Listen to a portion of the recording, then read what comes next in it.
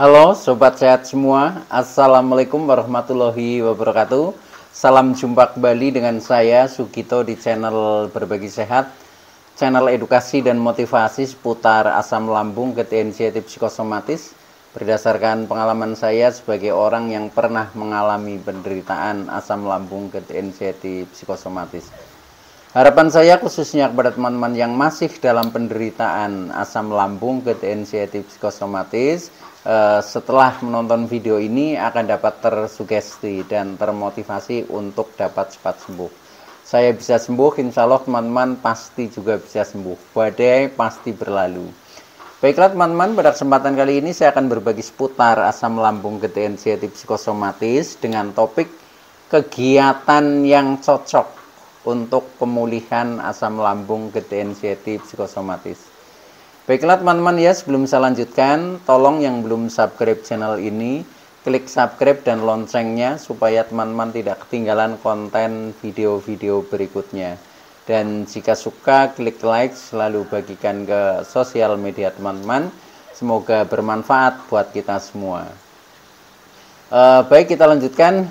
Jadi topik kita kali ini adalah kegiatan yang cocok ya untuk pemulihan asam lambung, gejala inisiatif psikosomatis. Teman-teman semua perlu kita sadari bahwa penderitaan asam lambung, gejala inisiatif psikosomatis yang disebabkan oleh multifaktor ya, baik itu faktor fisik maupun faktor psikis, dengan sensasi yang sangat beragam mulai dari ujung rambut sampai dengan ujung kaki yang sering kita kenal sebagai 1001 rasa sensasi, memang sungguh luar biasa ya, sungguh dahsyat. Maka perlu kita tangani dengan bijak agar penderitaan asam lambung, gejala inisiatif psikosomatis dapat cepat membaik. Teman-teman semua, jadi pada session kali ini saya fokuskan kepada topik ini ya, yaitu tentang kegiatan yang cocok untuk pemulihan. Ini adalah juga sebagai kegiatan yang kita manfaatkan sebagai terapi teman-teman ya. Jadi melalui kegiatan kita melakukan terapi pemulihan ya, atau terapi penyembuhan. Maka dari itu ini saya anggap sebagai sesuatu yang penting juga untuk menuju ikhtiar kita dalam mencapai proses kesembuhan. Nah, maka dari itu tolong ikuti video ini sampai dengan selesai ya, supaya tidak gagal paham. dan alangkah akan lebih baiknya juga teman-teman semua tonton video saya yang lalu juga ya, karena setiap konten ini saling berhubungan ya, intinya saling melengkapi ya. Jadi semakin banyak kita menonton tip-tip dalam video saya ini, insya Allah referensi kita ini menjadi lebih lengkap ya, menjadi lebih komplit ya, sehingga untuk menuju proses kesembuhan ini menjadi semakin mudah ya. Karena apa? Karena kadang kecocokan kita di dalam istilahnya berproses mencari kesembuhan itu kadang cocok di yang A mungkin ya, tetapi mungkin yang B tidak, atau mungkin yang C cocok, yang D tidak. Jadi semakin banyak tip ya, semakin banyak metode, semakin banyak cara, ini adalah lebih memungkinkan kita untuk berproses ya, menjadi lebih efektif untuk menuju ke kesembuhan. Oleh karena itu jangan malas ya, tetapi tetap kita memperbanyak informasi-informasi yang mendukung kita supaya menjadi lebih baik ya. Contohnya dengan menonton sharing-sharing kita ya. Nah, itu juga sangat positif ya, sangat positif dibanding ketika kita mungkin istilahnya mencari banyak informasi tetapi yang tidak jelas ya. Nah, maka dari itu, karena ini semuanya adalah dasarnya pengalaman dan faktanya saya menjadi semakin membaik dan akhirnya menjadi sembuh. Nah, ini barangkali ya buat teman-teman juga cukup berarti itu, seperti itu. Nah, oke teman-teman ya, jadi ketika kita masih merasakan banyak sensasi, atau mungkin kita juga sudah kadang merasa sembuh tetapi tiba-tiba kambuh ya, atau bahkan yang masih dalam kondisi terpuruk ya, istilahnya mau jalan saja masih sempoyongan ya, kelingan itu selalu melekat ya, kepala berat, kemudian perut masih sering begah ya, sering kembung dan lain sebagainya.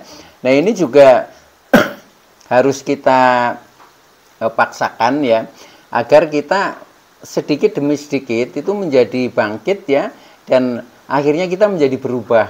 Tetapi kalau kita misalkan tetap termenung ya, termenung hanya mungkin duduk-duduk, hanya tiduran, akhirnya pikiran menjadi istilahnya menikmati rasa-rasa yang tidak nyaman ya, menikmati penderitaan. Nah, ini yang kadang menjadi durasinya cukup lama, teman-teman. Nah, maka dari itu kita harus bangkit ya, bangkit dari peraduan istilahnya ya, yaitu dari peraduan asam lambung ketensiatif psikosomatis untuk menuju pencerahan ya, pencerahan, dan pencerahan itu kita praktekkan, dan akhirnya kita nanti berproses menjadi semakin membaik, dan akhirnya menjadi sembuh total, teman-teman. Nah, baik ya, intinya begini teman-teman ya, jadi ketika kita masih istilahnya belum sembuh total lah ya, entah itu kondisinya dalam kondisi apapun ya, mungkin yang sudah merasa membaik, atau mungkin yang belum, atau mungkin bahkan yang sudah merasa sembuh, supaya tidak kambuh ya. Nah, ini banyak tips. Nah, salah satu kali ini yang akan saya sampaikan adalah melalui kegiatan ya. Jadi kegiatan yang cocok ya, ini akan sangat bermanfaat untuk pemulihan kita ya, yang mengalami penderitaan asam lambung ketensiatif psikosomatis, supaya menjadi cepat sembuh total. Nah, salah satu hal kegiatan-kegiatan itu antara lain satu ya. Nih, satu adalah lakukan saja kegiatan yang bersifat produktif ya. Kegiatan yang bersifat produktif ini adalah biasanya yang berhubungan dengan profesi ya. Nah, contohnya ya, ketika teman-teman sebelum terkena asam lambung kan memiliki profesi masing-masing lah ya, mungkin profesinya berdagang, mungkin bekerja di kantor, atau mungkin bekerja di pertanian ya, kita menggarap contohnya ladang, sawah, hutan, dan lain sebagainya ya. Nah, ini ketika terkena asam lambung ketensiatif psikosomatis, biasanya kegiatan itu mereda ya, bahkan ada yang tadinya bekerja sampai menjadi resign ya, itu karena merasa tidak mampu ya, merasa tidak mampu karena kita menanggung sensasi asam lambung ketensiatif psikosomatis. Nah, mulai saat ini kita harus manfaatkan ya, manfaatkan, jadi melakukan kegiatan yang produktif itu justru kita manfaatkan sebagai bentuk terapi ya, sebagai bentuk terapi supaya kondisi kita ini menjadi semakin membaik, teman-teman ya. Karena apa?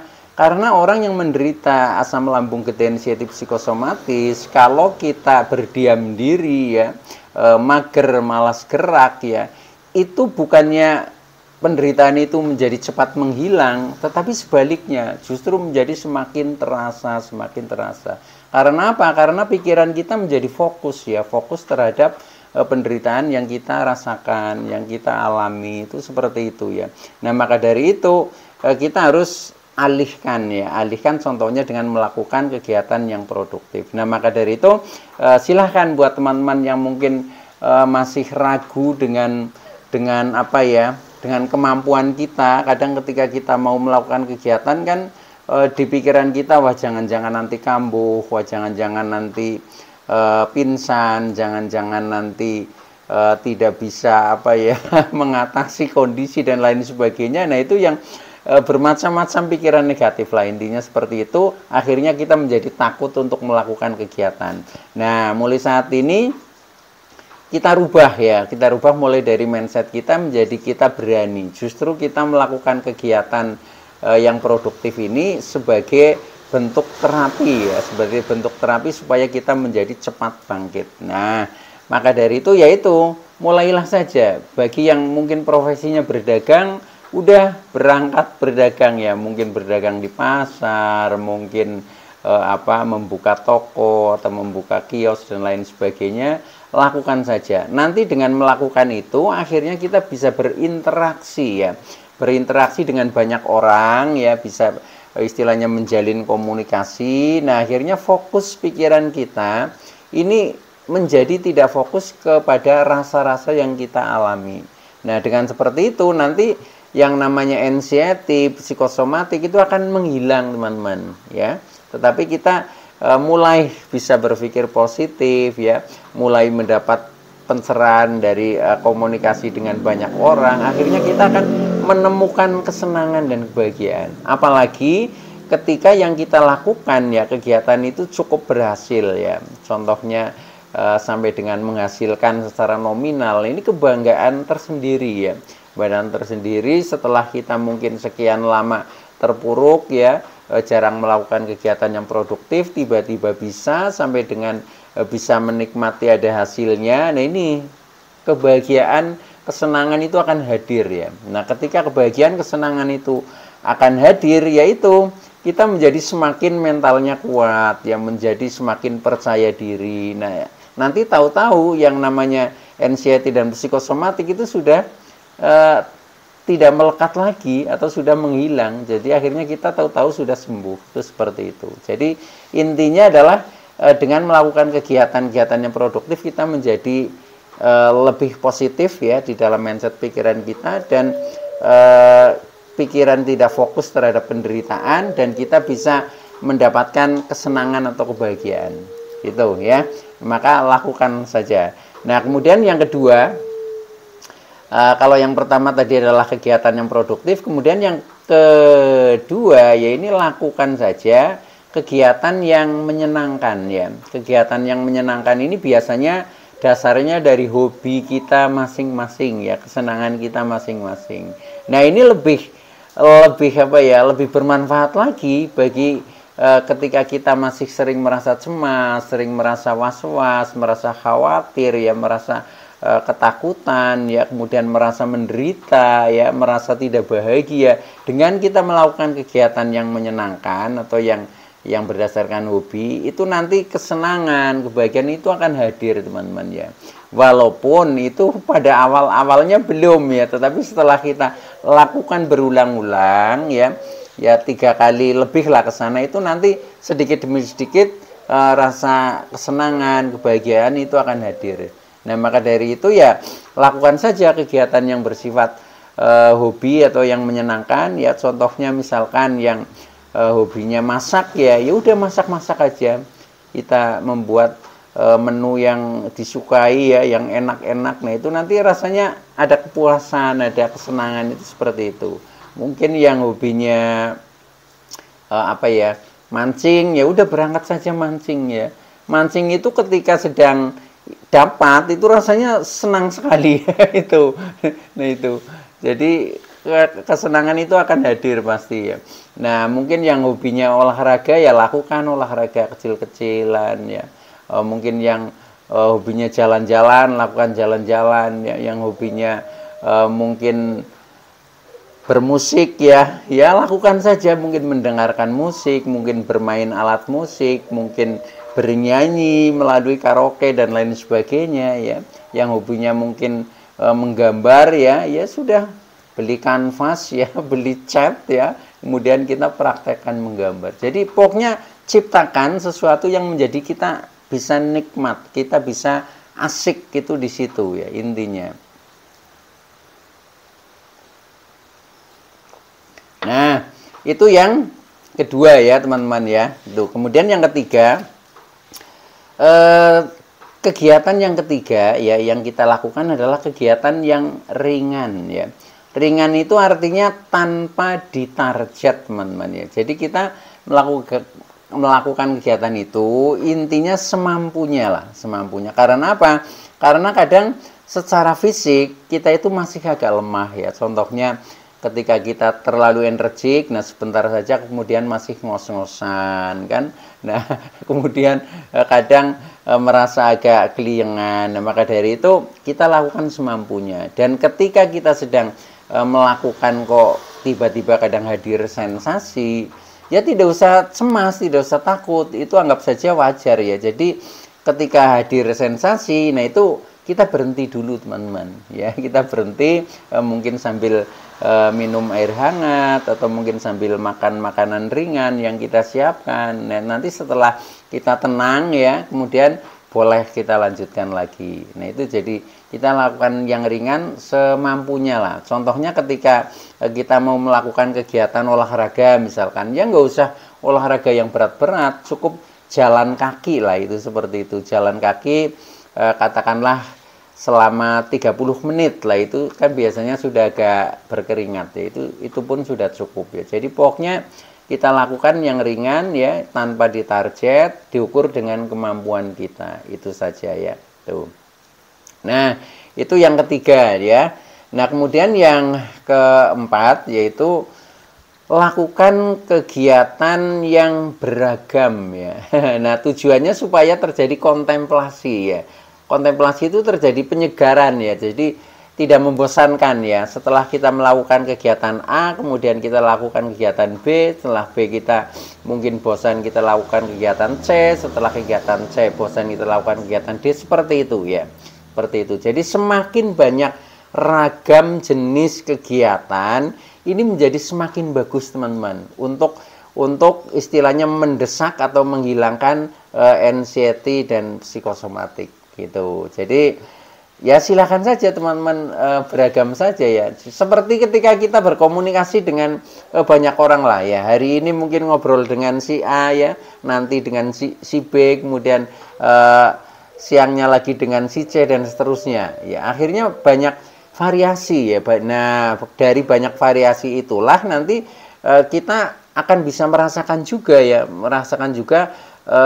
ternyata kita sudah berani, ternyata kita sudah tidak takut lagi, ternyata kita sudah bisa produktif dan lain sebagainya. Jadi intinya seperti itu ya. Jadi dengan kita melakukan kegiatan banyak ragam ya, ini nanti manfaatnya itu tanpa disadari ternyata sekarang saya sudah bisa apa saja ya, sekarang saya sudah bisa kemana-mana, sekarang saya sudah tidak takut lagi. Itu nanti akan ada perubahan seperti itu teman-teman. Jadi perubahan-perubahan ini secara alamiah ya, kadang kita tidak terasa, tetapi tahu-tahu nanti ketika sudah berubah ya. Nah maka dari itu ya sudah, dengan kesadaran ya kita lakukan saja hal-hal seperti itu yang banyak ragam ya. Yang dulu ketika kita masih merasakan sensasi cukup berat ya, kita masih dalam kondisi terpuruk, kan apa-apa kita nggak mampu ya, apa-apa kita nggak mau ya, kan seperti itu. Nah sekarang dibalik, apa-apa kita mampu, jadi apa-apa kita siap seperti itu. Karena apa? Karena orang lain juga memandang kita ini adalah orang sehat ya, maka setiap ibaratnya tawaran kegiatan kita selalu oke gitu, seperti itu saja. Nah nanti dengan seperti itu ternyata nanti kita sudah bisa ya, sudah mampu ya. Mengapa begitu? Sebenarnya yang menjadi hambatan kenapa kita menjadi tidak mampu, sensasi kita sering muncul, nah itu karena mindset pikiran kita. Yang mindset pikiran kita ini masih diwarnai negative thinking lah. Jadi akhirnya kita ketakutan dengan ilusi dan halusinasi pikiran-pikiran kita yang sebenarnya salah yaitu. Sebenarnya kita itu orang sehat, sebenarnya kita itu baik-baik saja, sebenarnya kita tidak apa-apa ya. Faktanya juga sehat walafiat ketika dicek secara medis ya. Secara medis contohnya dulu ketika saya dicek paru-paru bagus ya, cek jantung bagus ya, cek darah juga bagus. Nah itu kan faktanya kan berarti orang sehat ya. Nah maka dari itu ya mulailah bangkit teman-teman ya, mulailah bangkit, yakin saja, percaya diri saja, pasti bisa. Jadi badai pasti berlalu teman-teman ya, itu. Baik, nah kemudian yang terakhir ya, yang kelima yaitu setelah kita bisa melalui tahapan kegiatan tadi, kegiatan 1 sampai dengan 4 ya. Nah kemudian yang kelima adalah lakukan kegiatan normal ya, seperti sebelum terkena asam lambung ketensietif psikosomatis. Nah itu otomatis nih teman-teman, ketika kita sudah melakukan kegiatan 1 sampai 4 tadi, nah nanti tiba-tiba kita itu sudah bisa melakukan kegiatan yang normal ya, yang normal seperti sebelum kita terkena asam lambung ketensietif psikosomatis. Nah, ketika sudah seperti itu nanti ya, tingkatannya, tahu-tahu kita sudah sembuh gitu, seperti itu. Oke ya, jadi itu dulu yang bisa saya sampaikan. Mudah-mudahan teman-teman yang masih dalam penderitaan asam lambung, gejala anxiety psikosomatis akan segera sembuh. Saya bisa sembuh, insya Allah teman-teman pasti juga bisa sembuh. Badai pasti berlalu. Oke, terima kasih. Wassalamualaikum warahmatullahi wabarakatuh.